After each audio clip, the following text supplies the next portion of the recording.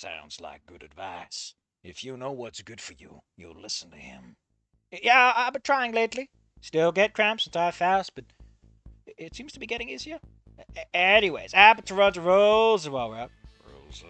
She's that lovely Mexican girl. She's that lovely Mexican girl from school, remember? The one that ran the gardens. We spoke to her and her family at parent-teacher nights. Yeah, she seemed like a good kid.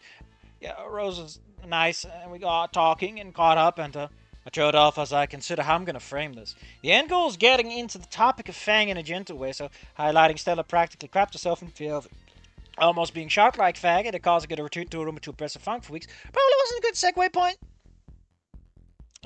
Rosa got talking about Stella. She was feeling very well, so I have to check it out. Say hi. She was not. She was doing better after we talked, so we both hung out with Rosa for it. Sure. He was listening, which more than I could expect when Sam suggested we try to get her husband up to speed. But I could already tell he was growing bored with my storytelling. Better speed it up. It was fun to catch up, and I was getting kind of wiped out. Just got my castle, so I head out. Everything that happened, going out, happened. She's just for the acknowledge. Now go to church for advice stuff. His brows furrowed a little. Even his wife's smile faltered. What had happened was all too obvious of an inference. Jesus Christ, Anna, you can't just casually drop a massacre.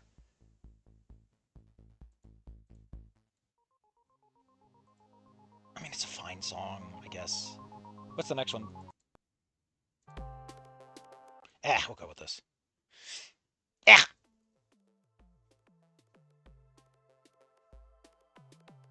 So she after that, okay, go to church, had to be blankly. Eyes flitted over to his wife, who gave me a sudden lot of reassurance. My eyes flicked to the chair on my side briefly. Why do you keep looking at the air, Anon? Trying to be as unobtrusive as possible, like any given direction I do could cause something to go wrong. So I did that to my way home. I happened to read it happens stat. Read. Anna, what the hell are you talking about? You keep talking about all these random straight. Yeah? One of her supposed best friends. With that junkie, you have to say. Well, you know, we're not in that fic where he's completely disconnected from reality and experiencing a constant drug-related psychosis, so, you know, it seems pretty lucid. Glad to go over. Sam was holding an uncomfortable pose. For some reason, she was a JoJo character now. The mood taking a sudden and sharp downturn. Great! We hadn't even got to the actual controversial part yet. I was already getting pissed. He was sorry with her for the call. Yeah, quit up cuff and everything. And, what the fuck are you doing? Please. I love how bad you are at this. I chatted with him a bit. The day or two later, she said, please don't listen to anything about this. So the prayer cards, you know what the little cards, I know what they are, boy. So what else this is Aaron? For Childry, Ripley! You were there! And I haven't been to church in days. I'm a vampire, Samantha. I can't go in anymore. He grumbled, but his sneer lessened slightly, okay? And so with that, I was given... I mean, this is a nice jammy track. I figured I was meeting up with the others. As we know, don't bring her up. I guess that she'd want to talk about Asa and Fang and Asa, so... Oh, God. Oh, wow. Don't bring her up. So, with that, I figured that I was meeting up with the others. I wouldn't try to talk to Mrs. Aaron either. Talking to others made me feel a little better, and I guess she'd want to talk about Nasser and Fag, so don't bring her up. Mr. Aaron harshly snapped, tightly balling his fists. It was all so sudden, and the meaning of what he said was so stark. It was like he slapped me clean across the mouth without lifting her finger. I had Fang let out a hiss next to me, and even Mrs. Aaron looked shocked, given that her eyes widened beyond their usual reflexive. Ripley, please hear what... I can respect the fact that my wife, the kind and loving person that she is, was willing to let you come into my house after everything and eat my food. You haven't worked in days, hon. It's not your food anymore. Mr. Aaron, he leaned forward towards me only slightly. Despite his shrunken frame, there was a husk of the man he was months ago. The single subtle gesture was like it grew 3 times the size. The dominating presence was immediately re-established. I shut my mouth so hard my teeth clicked and I blew out a filling. I'm happy. I'm willing to be kind to you, boy, because you also suffered at her hands, like me and my wife have. I do not like you. I never liked you. Not since the day you first darkened my footstep. Despite that, I've been civil because I knew you were just some kind of idiot kid going to attach to my daughter who did not need any more help. No more than she needed help she was already getting from those friends of hers. Felt myself wither in the chair under the verbal assault. Couldn't speak a single word to my defense. Ripley, he is not, nor was he ever that bad, his wife pressed, a single hand squeezing into his, trying to reorient his attention onto herself. He was exactly that bad. What? Are we talking about Anon? Because he's right here. He is exactly that bad, Sam. I never expected him to attack her or to get on drugs like that junkie friend of her might have.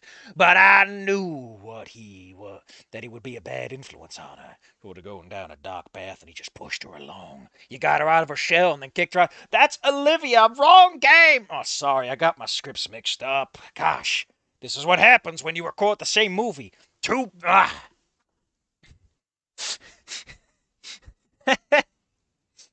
The one over, Olivia's like, wait, the script mentions I'm supposed to have a gun. Where's my gun prop? Who am I shooting?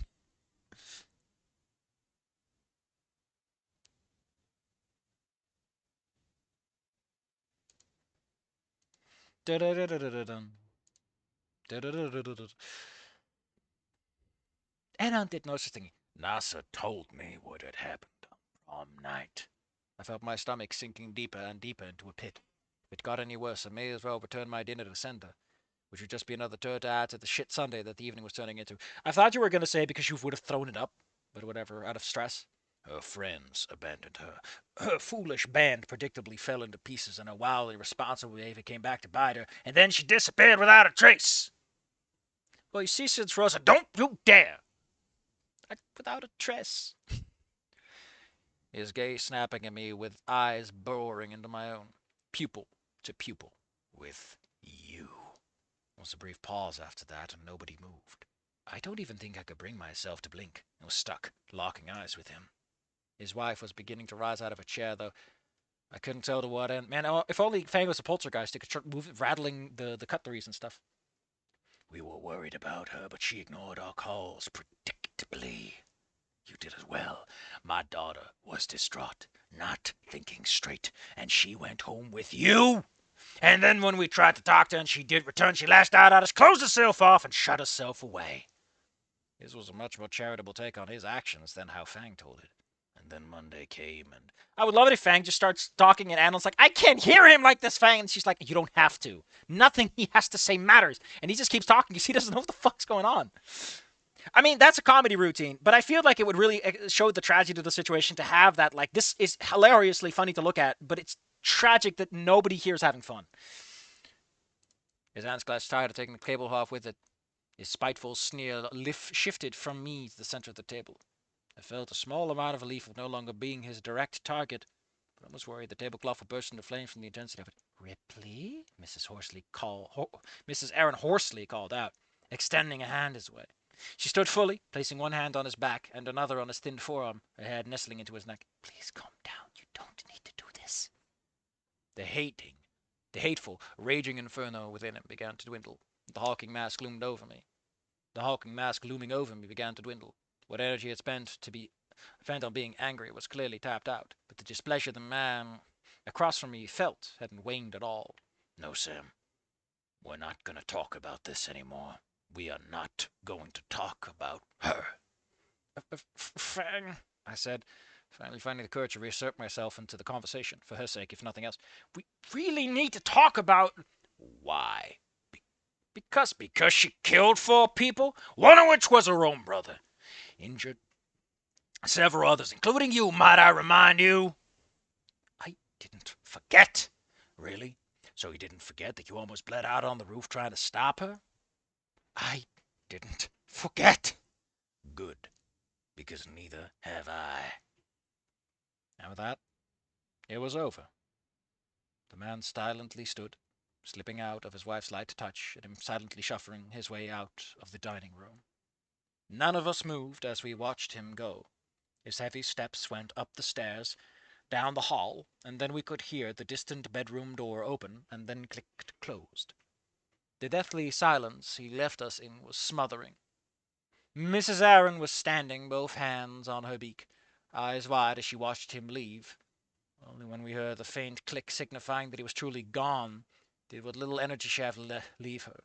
Her knees buckled, and she fell heavily into her now empty chair. She leaned forward onto the table and buried her face into her hands. This is how divorces happen. I know that sounds like I'm being jokey, but I legitimately think this is the kind of stuff that breaks you up. She just found out her daughter sort of lives, and her husband does all this. Which, like, the problem is not the ghost, it's that this would have eventually been a topic, and it would have torn them apart. They clearly do not see eye to eye about Fang, which is. I mean, I know where he's coming from. He's projecting everything onto her and denying himself any authority. But I kind of like that because, he's the kind of guy where he always has to make the hard choices. But he's also in a position where I feel like he should be more of a leader and be willing to take some responsibility for the matter. I'm just saying, man. How do you become chief commissioner like this? But anyway, turning my attention to my side, I looked to check on Fang, only to find the seat empty. I jumped out of my own, head quickly scanning the kitchen, dining room, only to find it empty. My heart was pounding, but I wasn't the important one here. I looked out to the sliding glass doors, but the backyard seemed empty as well, in the fading evening light. You don't have to describe that. Quick, walking to the entryway, I looked towards the living room and let out a sigh of relief. There, curled up in her own wings, was Fang. I feel like you could find Fang by just walking about 50 feet in any direction, and Fang would just automatically be opposite of where you came from. Oh, where you came from, because logically, Fang will, like, slide behind you. What's the song you've provided us today? Cody Martin, Fallen Children. All right, here we go. I'm going to listen to it. Oh, it's a very heavy violin track. I mean, that's pretty good. So far, the sound selection, this has been pretty good. So, I'm going to say this, man. Like, I had a bad apple in so many ways. And also, I've mentioned before, I don't like interjecting music, but the way he does it is quite tasteful. It's very much trying to be like, this is what the mod would be like, but in a way where it feels, it's used for mood setting instead of distracting, because you can just skip it if you don't give a shit, She must have left when things gotten heatin', but no doubt she heard the entire thing. 20 feet is not that far, with a dad like that. Her father rejected her yet again, but this time he wasn't even aware that she could hear it. I couldn't tell if that was better or worse. Probably worse. Turning my attention back towards a small woman nearby, her body was shuddering quietly. Small, quiet gasps of air as her frame heaved, working desperately to keep herself under control. After a brief moment of this, her hand tore away from her face, smacking against the tabletop. I caught a briefest flash of a sneer of anger on her face, one that was gone before I could even fully register it, only for her to ball up her hands in the tablecloth, her head tilting back as a silent internal battle continued. She suddenly forced her like, the problem is not so much that she couldn't forgive Ripley. It's that right now she was like, oh, it's going to be like a fairy tale. It's going to be good. He's going to be okay and understanding. And she's already exhausted. And then she has to mentally process that her husband is blaming one of her own children over this. The one she gave live birth to. I'm just saying that's a lot to bear. It's great, Anna. You've ruined her life. Thanks. You thought you were helping.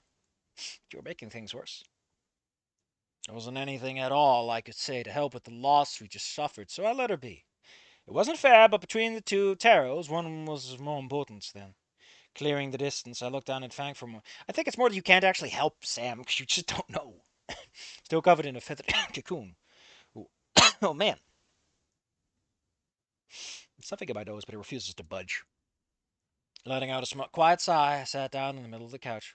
Close to her, so it's the middle of the couch. How much space are you giving at that point? Close to her, so giving some space. What a shit show, eh? I softly whispered. Nothing. Right. Come on. Let's just go home. I leaned forward and placed my hands on my knees when I was startled by a sudden voice. No, Anon, please don't. Mrs. Aaron pleaded, already standing in the entryway between the living room and the kitchen. How the hell did you hear me, man? I was muttering. Man, Anon, you mutter so loudly you can hear you across the room. Oh, fucking hell. She was wiping at her eyes. I mean, to be fair, it's not like the conventional mutter, so it's fine that she can hear it. Because there's a difference between him muttering and him muttering, He was wiping at her eyes with a palm as she walked forward. Whatever struggle she was having with herself had been largely resolved. I feel like it's been pushed aside more, Anon. Mrs. Aaron, I think. Anon, please, stay here for the night. What? He's going to kill me with an axe, man! I wouldn't. It's a bad idea. I swear I even felt Fang flinch through the couch cushions in response to the suggestions. This evening didn't go how I wanted it to. I don't know how you or Fang thought it might go, but I definitely had hoped he'd be more receptive, like things were between us earlier at Moe's.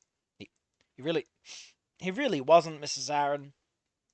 I know, I know. Well, I'm gonna see if I can fix my nose thing. Safi, that's muting yourself, not pausing the record. Buh. All right, it's a little better now. I know, I know. She took a seat against the edge of the couch, giving me a moment to shuffle over, putting me right up against Fang, who still had herself sealed off. Even if she wasn't visible, hidden away in a winged ball, there's no doubt she was listening. I really just wanted to get out of here, but I don't know. I know I didn't tell you how Ripley was doing. I wasn't sure I could explain it well at Moe's or in the car. But as you've seen, he's not doing well. He's having difficulty sleeping. He hasn't been eating. He's just wasting away. She nodded, grimly confirming the obvious. I can't do anything to force him to change his habits. He just sits home all day, sleeping, picking at his food, or watching television. It's killing me to watch the man I love fade like this, Anon. I had to hope that things tonight would have turned out better than they did. I guess I get that, Mrs. Aaron, but he said what he said, and he hurt Fang. He didn't realize it, but goddamn, what a thing to say to your kid's face. The old Ontario woman wavered for a moment. Yes, that's true, but he's hurting badly. I think we took the wrong approach tonight, but I can try to talk to him. Try and prepare him for it next time. Next time? Anon, I just got my daughter into my life, even if there are limitations. Even after everything that happened, she's still my baby girl. Today I had the most fun I had in quite some time with you helping in the kitchen. Maybe you can train Fang enough she can actually make some dinner for once. Even Ripley seemed in better spirits before we tried to, well, get into it. I can't bear the idea that my home is destined for little more than hospice care. Cold, empty, merely a place waiting for death. So I didn't know this for a long while. But apparently a hospice is where, in fact, where you keep the dead, the dying. Hospice, a home providing care for the sick or terminally ill. It is all palliative. What is it again? Palliative. Palliative care. It's relieving symptoms without taking care of the condition. AKA, you're fucking dead, chump, and we ain't wasting the time on it. We're just gonna make sure you're nice and comfortable. You never want to hear a doctor say that. Damn. Her eyes, just say they open slightly. Don't use the word slit in that sentence, man. Her eyes opened slightly, and I could make out the golden irises that were usually hidden in the dim light of the living room. You should probably rewrite the sentence because it implies that the dim light of the living room is what hides them instead of, the eye. Whatever. You should say her eyes opened slightly, and in the dim light of the living room, I could make out the golden irises that were usually hidden. That's way better. That's way better. The intensity behind them made me pause. Also, this, again, kind of confuses matters. If you end with the irises that are usually hidden, then this also is a bit more organic to continue the thought. I could understand what she meant. The contrast between my apartment when I was at my lowest and after things were better between me and Fang was stark, even more so after we ran into Rosa, Stella, and Reed. Sure, the interactions weren't the best, but having some kind of connection outside of the four walls that were my home was still better than nothing. If it really had just been the two of them, here, surrounded by pictures of their now departed children, yeah, drop to Jesus, I can understand. Even so, I mean, I guess I get what you mean, but is it really? Hang on, it's late. Given how you talked about where you live, walking there at night wouldn't be wise. I understand you're worried about Ripley. He will not be back out of his room for the rest of the night. He lashed out, hurt you, and I know what he said hurt Fang, but please, for the night, stay here. She reached out a hand and gently placed it over my own. It was small, but the squeeze she gave was strong. She was pouring all of her pleas and conviction into it. Give me one night with my child back home. Give this place some warmth again. Even with her... Stop calling them slits! She's not Asian! Jesus! Even then, it's not nice to bring it up. Like, I never got the impression that her eyes were like, barely shut. It's also, like, really weird. I think it was supposed to be, like, a joke on the whole, like, oh, she's like a loving mother. And they always have their eyes shut in delight. You know, it was meant to be kind of like a parody of things. And never really meant to take it that seriously, because no one ever calls it out. Even with a do they? Maybe there was a line or two, but the intensity of the request ran a shiver down my spine, and goosebumps cropping up across my scalp. Brrr, there's no hair for the gooses to bump, man. I got me chicken skin. Even don't ever do that. Like, I'm okay with pronouns to some extent, but not with connective tissue. Even as I turned my head to ask the most wounded party present what she thought, I couldn't break my eyes away from the petite woman next to me until the last second. Hey, Fang, what do you want to do? She didn't break from her shelter, but from the depths I could hear a frail, faint reply. We could stay. I passed the confirmation on to her mother. Her head drooped down as the tension of her resolve finally slackened.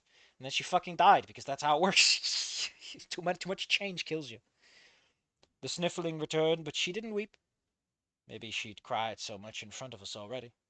Maybe she was saving her tears for herself or her husband. Either way, the simple admission was an incomprehensible relief. She whispered thanks, and with one final, strong squeeze of my hand, she released it. I'll get you some blankets and a spare pillow. I nodded. Didn't take long at all to pull them from a closet upstairs, pass them to me, and then issue one final good night. A good night for both of us. Yeah,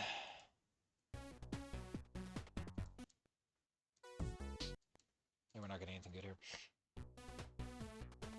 I returned it, and was somewhat sure that Fang muddled something from within her feathers as I watched Mrs. Aaron send it up the stairs, gave us one final look, and disappeared down the hall to her room. I'm pretty sure that it's a U-shaped stair, man. You can't see shit up there. Maybe listen.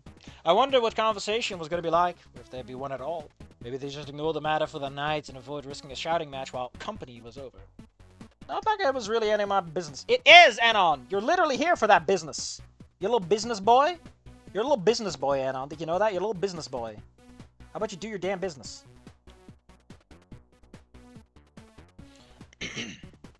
Hopefully we didn't make things even worse for Mrs. Aaron with this fool's errand. Let out a sigh and began to unfold the blanket. Hey, Fang's sudden utterance startled me slightly. Looking to my right, she began to unfold her wings. Don't slightly me like that, man. Twice! In my own dojo! In mijn eigen toko. He does say dojo, but I sometimes thought he said toko. Yeah? Can we look at my room? Is that a good idea? No, yes, I don't know, Anna. I just don't know. Worst thing that can happen is we overstep our bounds and get kicked out. Mom wouldn't do that. Yeah, yo, I'm worried about, your dad throwing me out the fucking window, Fang. He always kept this place in good shape. The floors won't creak. Ever use that to sneak out? She gave me a side eye with a faint smile, but it all too quickly faded. Nothing else to say. We ascended the stairs quietly as possible. Blah blah blah blah. Very fast. Thanks like a good person to decorate outside space. Bless you, Mrs. Aaron, for ensuring your floors weren't squeaky as shit and your doors were still well oiled. We slipped inside, which continued to be weird, since Fang could just. Pretty sure that's like the level complete song. Oh, I like this one.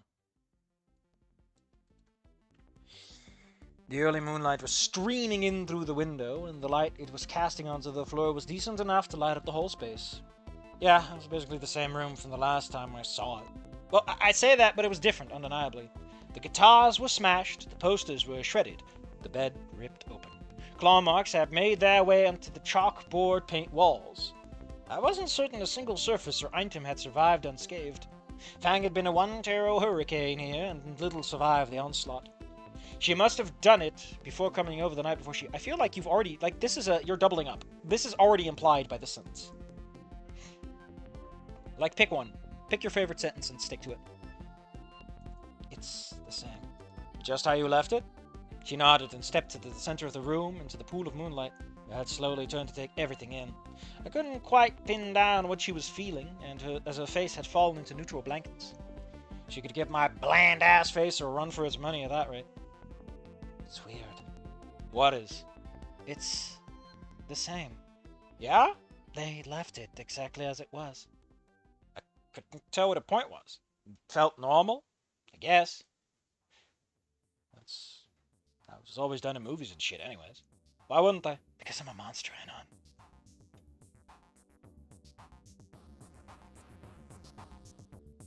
Oh, no, isn't that song? Because I'm a monster, Anon. Given what was said at the dinner and reactions afterwards, I'd expected it, but even so, I couldn't bring myself to agree with her to her face. But I couldn't lie to her either, so I chose silence. I chose to listen. They killed Naomi, and Nasser, and two other sorry bastards. I didn't even know who they were. I didn't even know if I knew them. Memories are all fuzzy and tangled up after that first trigger pull. Everything was so loud. They were angry, screaming things. It was unbearable. I pulled the trigger on them again and again and again. I killed them. I killed them. Fuck. I watched her hesitation twist into one of hurt. Her hands rose up from her sides, waving in front of her. She looked at them. Her expression was so pained that I could almost see the blood on them. Why did I do that? What retarded thoughts went through my head to get me there? I broke all of my things, ran away to your place, and then I went and killed a bunch of people. What the fuck did that do? I couldn't say anything because we're doing the rooftop scene. I can't say anything. I don't know. I know that's probably not the point, but I always like to bring up the rooftop scene because so many people are like, "You gotta be silent when people have their rant," but it's like that's not always the answer, buddy. You're just copying what you know. Stop being a little lame-o and do your own homework.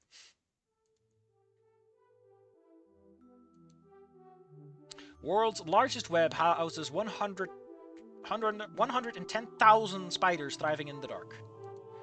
Well, you know what they say, Luigi. That's not enough spiders.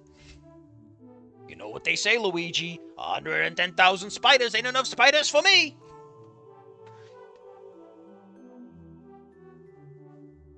Couldn't say anything. I thought back at Stella's that the answer was obvious, but clearly Thang didn't think so. And then when my mom finds out I'm back, she's fucking happy. I come to my old home and find out that she kept everything exactly as I left it. Like she wanted to keep a memory of it. Like I was worth remembering at all. I took a step forward, but paused as her eyes shifted upwards to where her bed was. To the wall behind it. I bet that if I went through that wall, Nas's room would be the same too. Perfectly preserved, just like it should be. Well, take a look! We got your POV, just fucking take a look. We'd love to see it as the reader. We're curious too. Even if it's just that simple.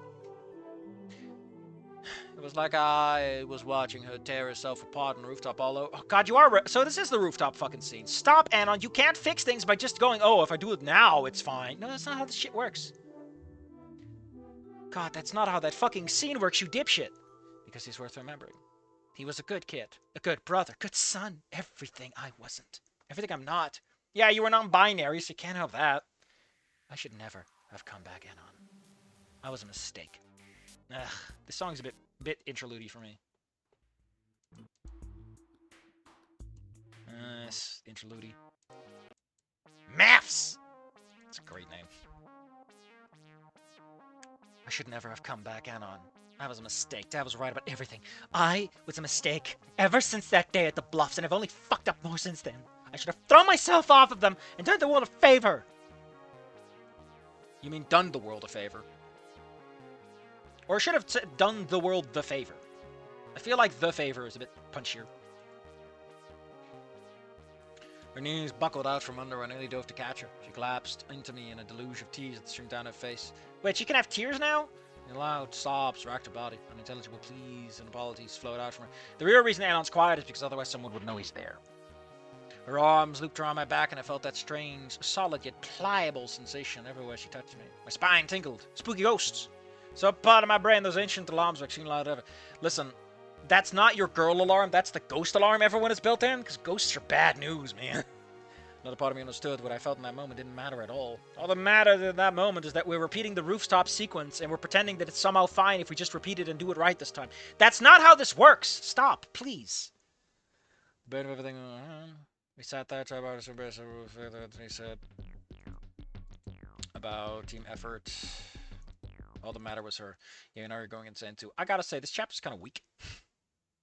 I mean, let's be 100% honest, right? This is a decent chapter compared to Bad Apple. My God, it's great. Like I had some issues, and it's long in the tooth, but you know, it goes places and has a fucking point. God damn. Like I knew what the scene was gonna be, and it didn't go there.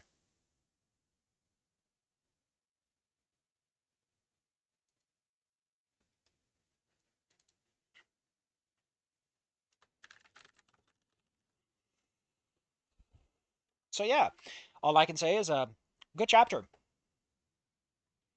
I like Samantha. I like that it's pretty clear that something is wrong with her, and she ain't coping in a healthy way.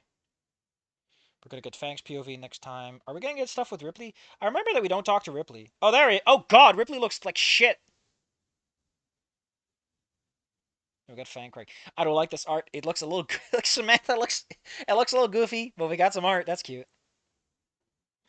I was kind of hoping that Ripley would be like, "Listen, I don't care if she's alive or not. You're not helping, Fang. You're making shit worse for everyone by being here."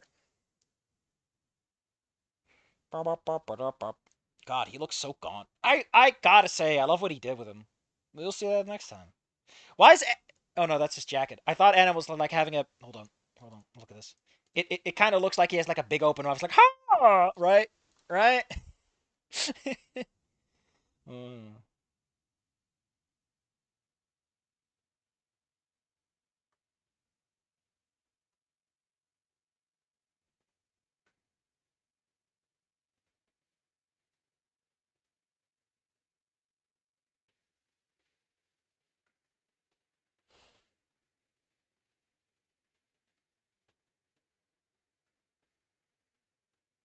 I gotta say, we are dealing with some really high decompressed stuff.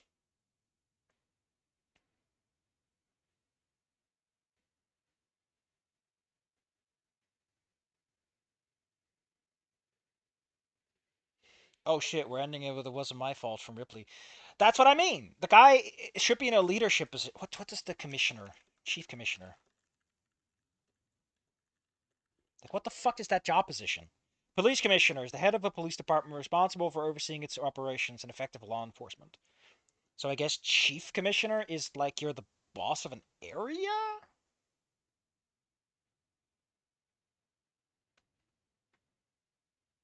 The head of a police department or state agency.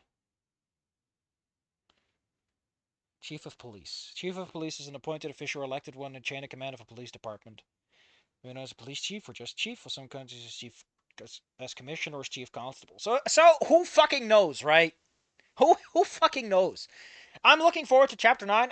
I think that for how long this chapter is, ending it on was it my fault is a little weird. We only got a few more chapters to go, but I'm gonna repeat what I said before one more time so you know it. Ghost in the Snoot, for all the shit I've given you, Arlock, is like genuinely, it's a 6 out of 10 minimum. I'm not at the end yet, so I don't know if it's going to get any better. But the fact that this is a 6 out of 10 after you fucked me up with Tory Game, my god, you learned and you're writing something. Listen, man, I'm putting up a little fists. I'm not taking what I said about Tory Game back. But I will say, I'm glad that you're keeping me going because Bad Apple's fucking me up right now. I finally some good fucking food. Anyway, I'll leave you with that. Yeah, chapter 8, pretty good. Long, biggest flaw again is it's a little lengthy. It's got way too much padding, but the core is good. And like if there's only a couple of tiny mistakes,